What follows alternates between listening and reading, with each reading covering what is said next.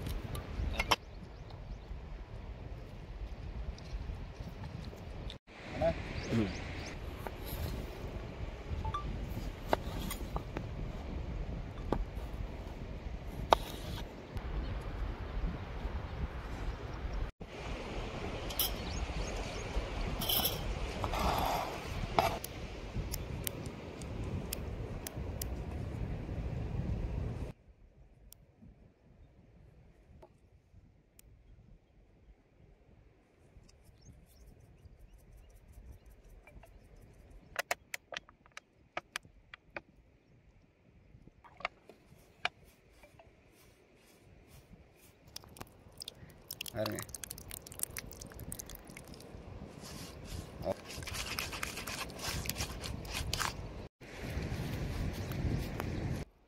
டிக்காவுக்கு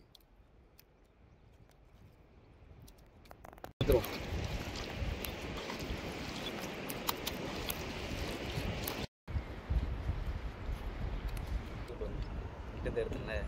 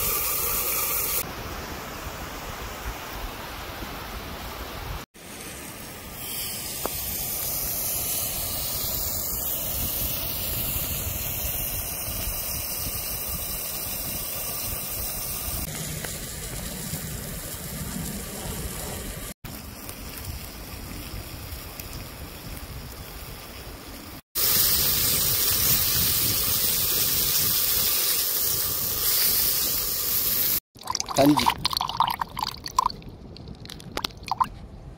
சரிங்களா?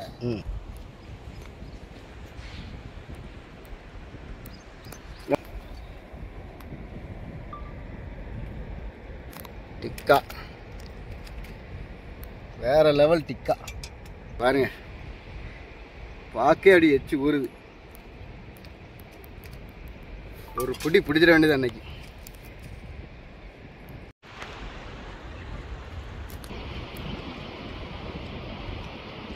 ஆஹா,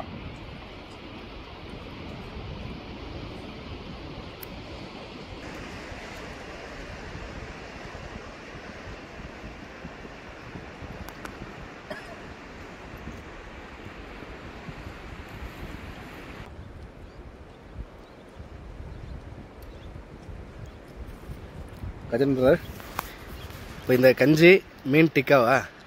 மீன் டிக்காங்க. தினசரி இது போல் எப்பயாவது ஒரு முறை வந்துடுவீங்க? கண்டிப்பாக வந்துடுவேன். வாரத்தில் 3 நாள் கண்டிப்பாக வந்து இங்கே வந்து செஞ்சு சாப்பிட்டு. இதில் உங்களுக்கு ஒரு பெரிய சந்தோஷம்ண்ணே? ரொம்ப பெரிய சந்தோஷம்.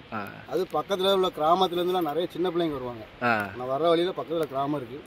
நான் வாரேன் அப்படின்னு தெரிஞ்சாலும் என் பின்னாடியே ஓடி வந்துடுவாங்க. அவங்களையெல்லாம் சேர்ந்து சாப்பிட்ருவீங்க? சூப்பராக இருக்கும். சேர்ந்து சாப்பிட்டுட்டு தினசரி இது போல் மீனில் வித்தியாசமான முறையில் பண்ணுவீங்க? ஆமாண்ணா, மீனில் என்னென்ன வித்தியாசமாக செய்ய முடியுமோ அதெல்லாம் செஞ்சிடும். அப்போ காலை சாப்பாடே உங்களுக்கு கடற்கரையில் தான்? கடற்கரையில் தான். அது கஞ்சி தான் பொதுவாக. கஞ்சி மீனில் என்னதான் ஒன்று வித்தியாசமாக செஞ்சு சாப்பிட்றோம்.